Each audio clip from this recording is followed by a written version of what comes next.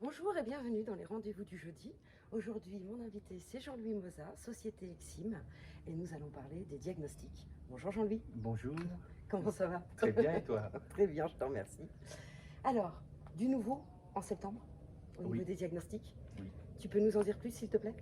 Donc on s'aperçoit que le DPE a de plus en plus d'impact sur les différentes transactions et locations Oui. et on reste plutôt figé sur un DPE qui n'évolue pas alors qu'il a énormément évolué.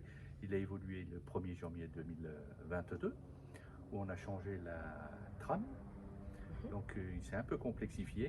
Donc il ne faut pas hésiter surtout à vous rapprocher des diagnostiqueurs pour demander comment est géré un DPE, qu'est-ce qu'il contient, quelles sont les sources d'informations qui génèrent la lettre, avec un gros impact qui démarra à partir du 1er janvier 2023, avec le gel des loyers sur tout ce qui est classement de logements F et G. Donc ces classements de DPE classés F et G pour les appartements ou les maisons, il faut savoir qu'on peut via des travaux d'amélioration, sortir de ce classement et continuer à évoluer sur des biens tout à fait standards. On peut passer à des classements D ou E sans problème.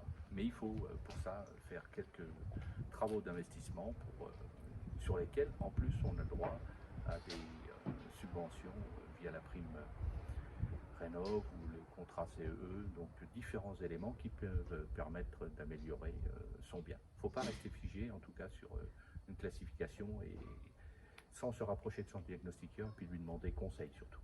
Ça veut dire qu'il y aura un audit à réaliser à partir de janvier?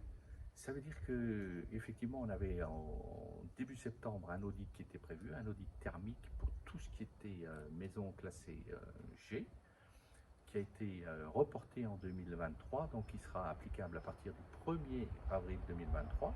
Et c'est pas un poisson? Et c'est pas un poisson. Effectivement, c'est pas un poisson.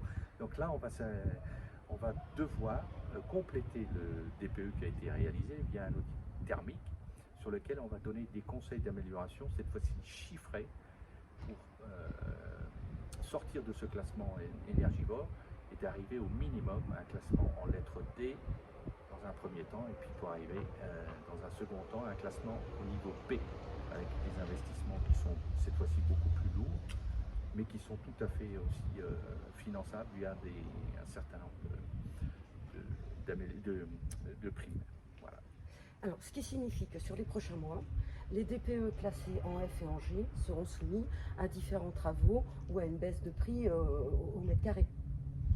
Aujourd'hui, on ne connaît pas l'impact que va avoir le DPE sur effectivement les différents appartements ou maisons, mais ça va être la tendance du marché qui va évoluer dans un sens ou dans l'autre. Mais on pense que concrètement, effectivement, on devrait plutôt avoir une baisse de prix dans les prochains temps.